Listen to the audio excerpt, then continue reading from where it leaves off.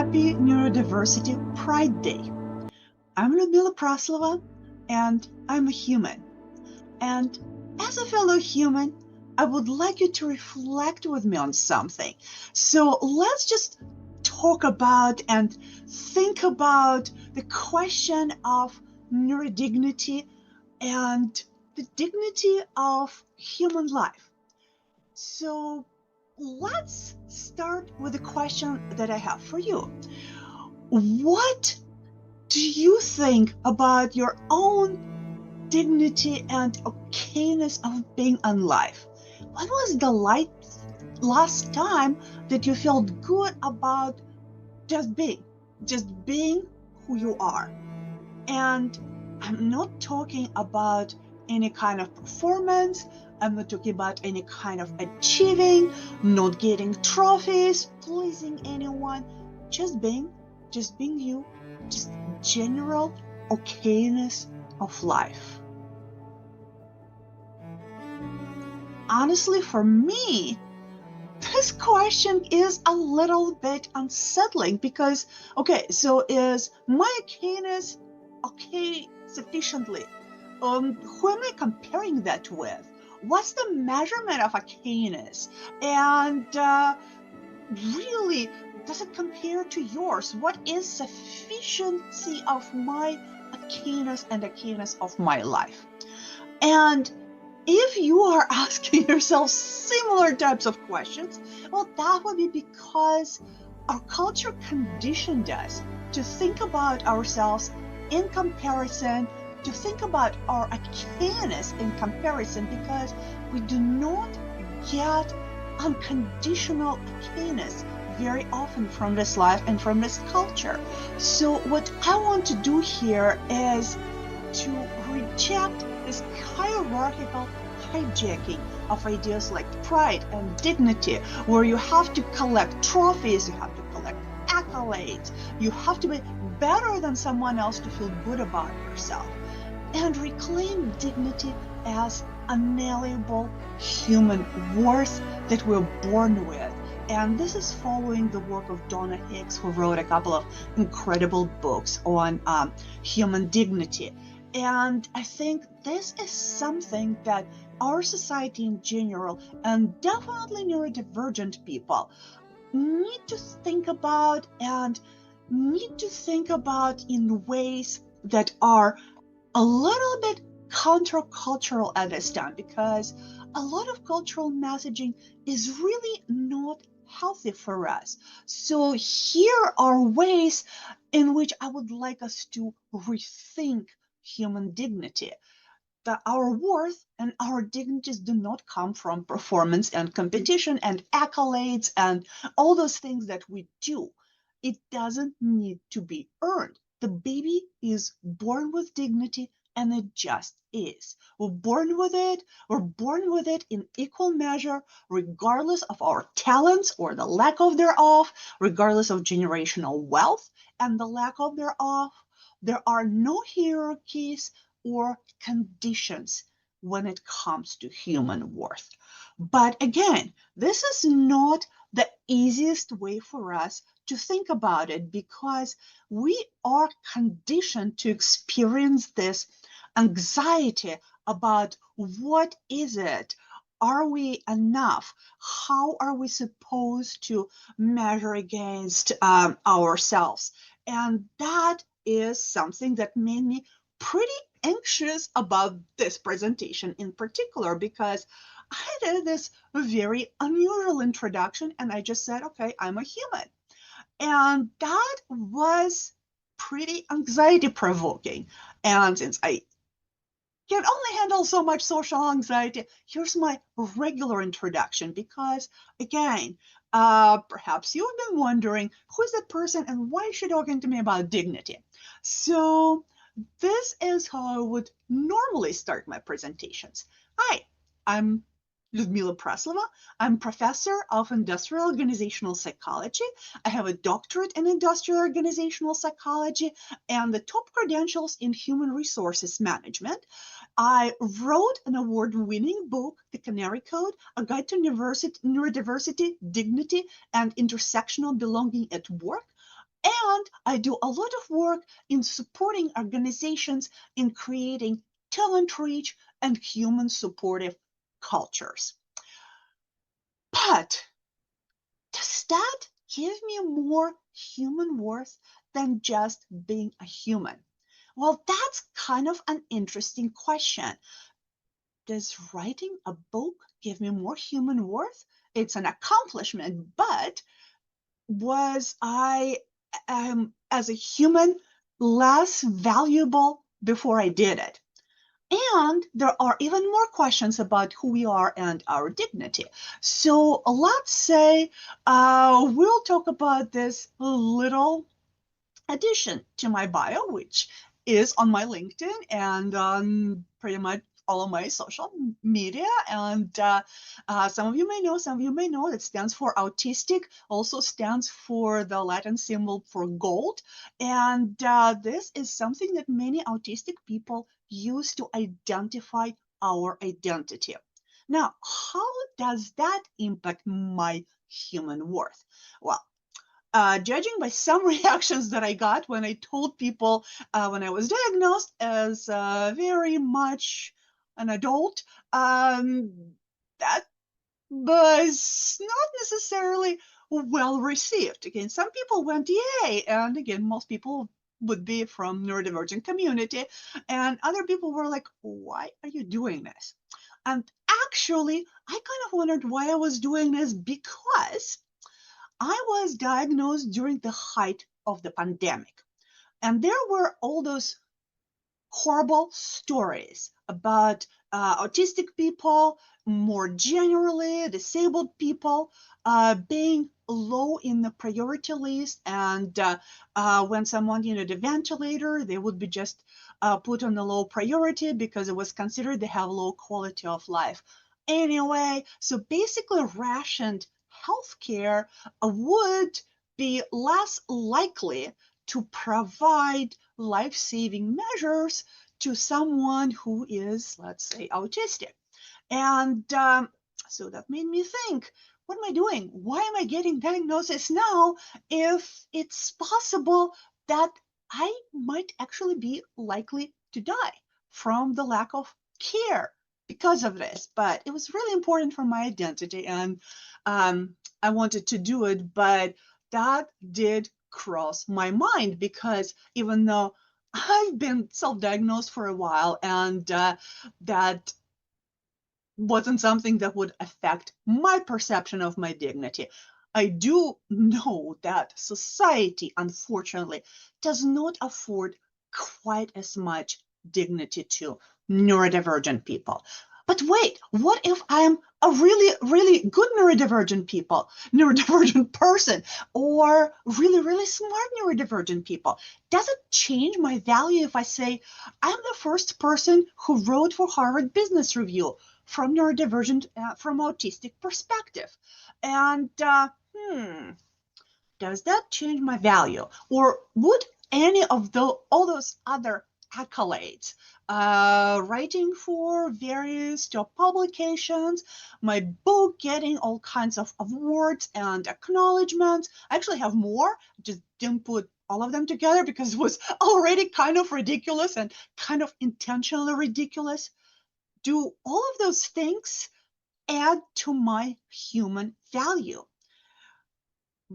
Do we have to prove our human value in getting more and more accolades and degrees and other accomplishments? And I think deep down we know that no, we as humans are worthy of dignity as we are. But society keeps telling us no, and that is why we are asking, is my humanity enough? Is just being a human enough? So I thought about a couple of other examples. So let's consider those lovely dandelions. I know some people consider them weeds, but as on this picture, if you're looking at them and they're striving to grow towards the sun and towards the sky, do you really think that they need to justify their existence?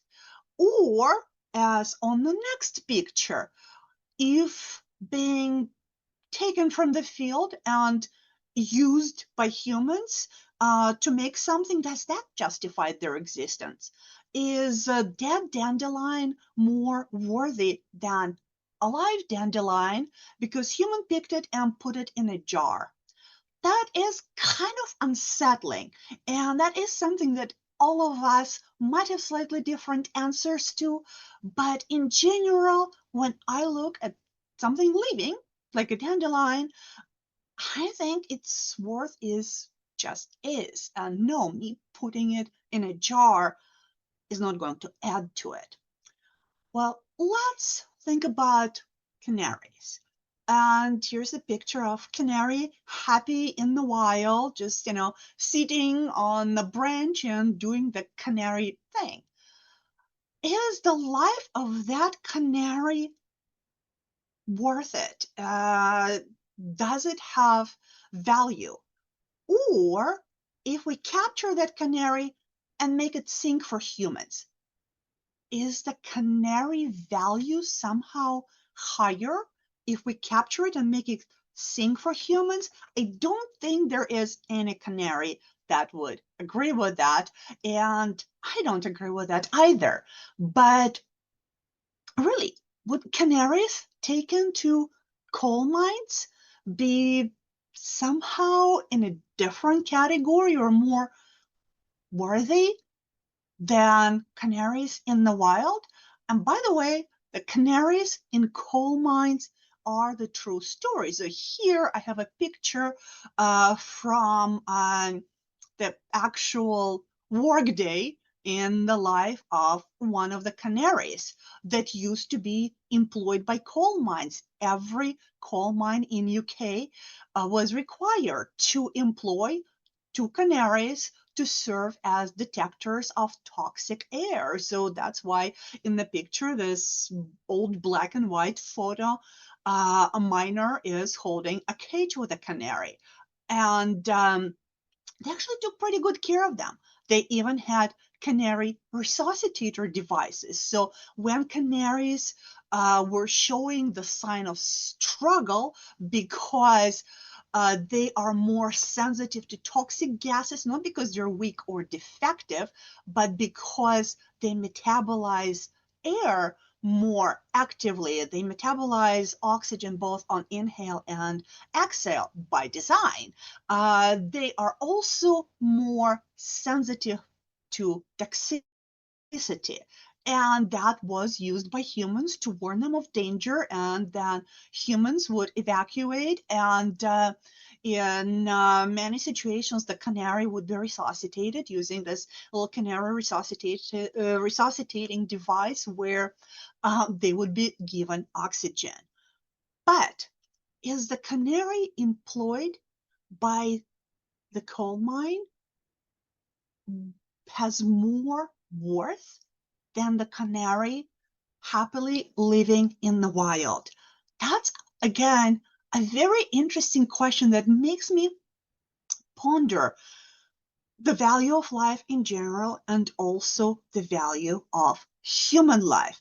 And again, to me, canaries are valuable as they are, but their story in coal mines does support the idea of my book that if we design workplaces that are healthy enough and provide enough flexibility, enough support, enough participation for neurodivergent people who do tend to be more sensitive than the average person to all the negative aspects of the workplace. If we create such workplaces, it will be good for everyone. So if we create the world that is good for neurodivergent people in many ways, in the workplace, but also in education, in community, we are more likely to create a better world. And again, humans, is there a hierarchy of humans? Do some humans deserve better world more than others? Well, to my mind, if one dandelion is equal to another dandelion and one canary is equal to another canary, humans might have different kinds of accomplishments and occupations, but the essential human dignity and essential human worth is not impacted by those differences because we are all humans, and what we bring to the world is what we are in the inside essentially. And then all those other things, they're nice, but they're not necessary. They're just secondary, and just living our lives matters. But humans created hierarchies. Hierarchies are socially created, and in some societies, they're more prominent than in others. And when we create those hierarchies, we also created a neural hierarchy. And that is something that is a problem. In many lives of neurodivergent people, that hierarchical approach, that hierarchy of neurotypes is something that could be impacting us every day. So let's look at neurohierarchical world. And let's talk about healthcare. Qualifying for insurance. Sometimes some neurodivergent people may not qualify for as much as others. And I already mentioned getting treatment. Sometimes we're placed lower in the treatment priority hierarchy because we're neurodivergent. And when it comes to schools, we know that standardized testing doesn't work for everyone, but we just keep on as if only people who mattered are those people for whom standardized testing does work, and those for whom it doesn't matter, or they're defective and something is wrong with them. And providing support for them is not necessarily a priority. Or let's look at movies and other forms of art. Cultural representation of neurodivergent people is still not quite as prominent. And even when we are represented in some way, very often it's quite a caricature. It's not really who we are, not even necessarily played by neurodivergent people. And it could be kind of this very flat, very one-dimensional image that's serving not necessarily neurodivergent interests, but the general cultures or neurotypical interests. And that obviously perpetuates that hierarchical view and the idea that maybe we're not on the same level. And my specialty, workplace. Work exclusion is bad. And it's something that I've been fighting for a long time, but some forms and approaches to work inclusion are also highly problematic. So when we have this commodifying way of thinking about neurodiversity inclusion, we say, okay, neurodivergent people have more creativity, and research shows that they are more creative, which is kind of true. Besides the point. And neurodivergent people have hyperfocus, and neurodivergent people are more loyal. So let's box it up and sell it as this neurodiversity advantage in the workplace. Okay. In some ways, yes, it creates interest. It might even create some hiring, but it also creates a number of problems if we are thinking about this inclusion, where a benevolent includer is going to say, okay, this neurodivergent person fits that particular idea of creativity, focus, and loyalty, so they are okay, and maybe we'll hire them. Or even if we say, okay, they're even better at certain things than neurotypicals, wonderful. Okay, that is also a problem, because all of those things still rely on the same assumption of conditional value. And they still create the need to fit, to mask, which we know is extremely stressful. And there's a lot of research showing that it's extremely stressful and we can get sick if we keep doing this. It also leads to belonging deprivation, because if we are only getting this conditional acceptance, our very need for belonging is frustrated, and that also long-term impacts our health. And finally, if we flip the hierarchy and we'll say neurodivergent people are better than neurotypical people, does it really solve the problem of hierarchical world in which some people are seen as more and better than others? Not really. It doesn't solve all kinds of inequalities. It's just could try to move them to another place. So this is not a solution. The hierarchical solutions to the problems created by hierarchy are not going to work because they're in the same mindset, which is why I prefer to think about a solution as the concept of neurodignity. And neurodignity is in a way opposite to the idea of this hierarchical approach of, those people are more creative and they're better at something. Neurodignity assumes that life is life. Human is human. Why do we have to create this hierarchical approach? And if we go away from thinking about humans, okay, let's just figure out which one is better and more deserving, and start thinking about creating not just better workplaces for different neurotypes, but a better world, a more welcoming world for everyone, that is going to decrease everyone's stress, that is going to improve everyone's health, and we are not going to keep going in circles of exclusion, because again, neurodignity is not just for neurodivergent people. It stresses the value of all neurotypes, and it serves all neurotypes. So I wrote a couple of articles on this topic when I coined the term neurodignity.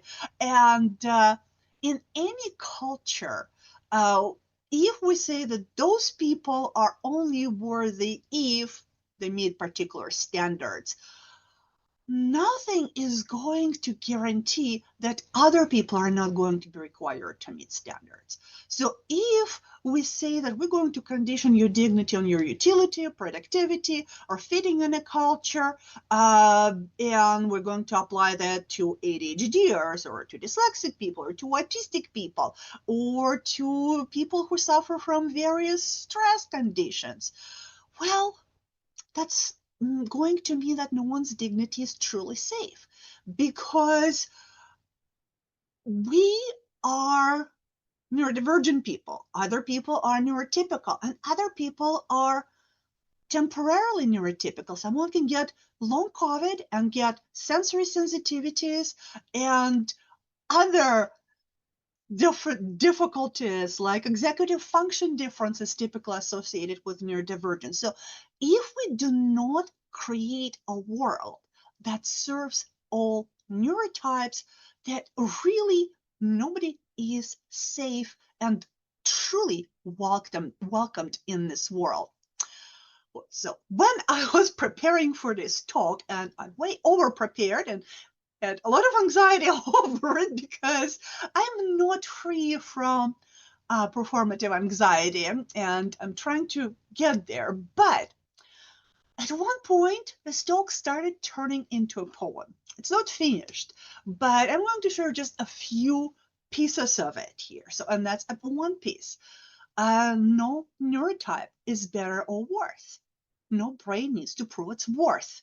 And that really is the essence of neurodignity. And that is something what I would like to see in the world. And I would like to see a world that's operating on this type of thinking and these types of assumptions, and not the outdated hierarchical ways where we always have to prove that we're good enough or that we're better than others, and which other is going to like it. That we're going to perpetuate that conflict between different groups because we're always trying to prove that, okay, the neurotypical people are better at XYZ, social interactions, and neurodivergent people are better at XYZ, and which is more important. This is not a functional world. A much more functional world that is one that doesn't impose hierarchical understandings on something that just is. We are born different. We're born with different brains. That's just something that is by nature, by design, and we all have our place in life because of our inherent dignity with which we are born. Now, what if all of us, all neurodivergent people, started stressing the dignity perspective in whatever realm of influence we have across contexts, school, healthcare, work, community, and we just kept reminding people that, well, let's think about human dignity, or how this particular decision impact dignity of those particular members of our society. Could we create dignity-based cultures? Well, there's a very interesting phenomenon in social psychology, the minority influence tipping point. And research shows that this tipping point, when a minority can change the culture at around 25%. So we are kind of close. The typical number that we hear is that there's 15 to 20% of humanity that are neurodivergent, and some numbers are much larger, depends on who you sample and when you sample. But in general, we are almost there. And let's say allies, family members that would want to help us, other people that just feel like they would rather live in a society that didn't assign value to humans based on some inalienable characteristic that we're born with, in this particular case, neurotype, but it's obviously not the only characteristic. What if we all started acting inconsistently in a way that is consistent with dignity of everyone, and just gently reminding people that considering dignity and treating people with dignity creates a better world for everyone.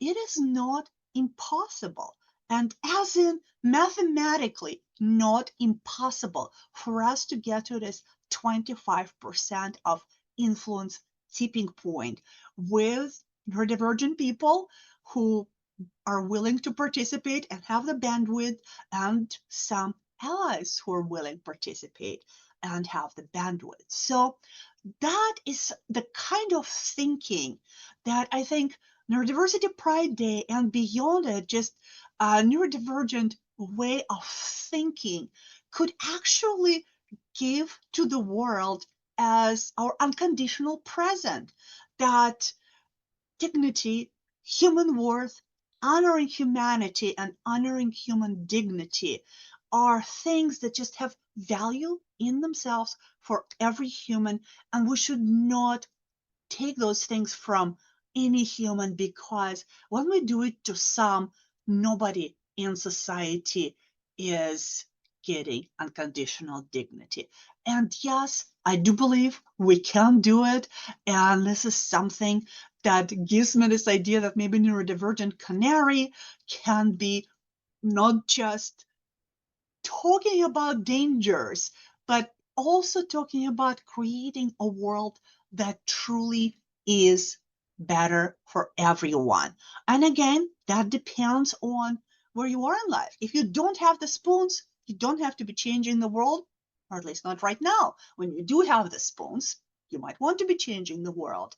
But the general idea that I want to leave with you, and again, this is from the unfinished poem, that we do not have to justify our existence, because the dignity of being is a given, because diversity is a fact of life. You don't have to earn your existence. Life just is. Peace.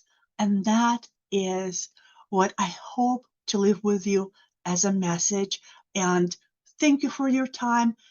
Very happy Neurodiversity Pride Day.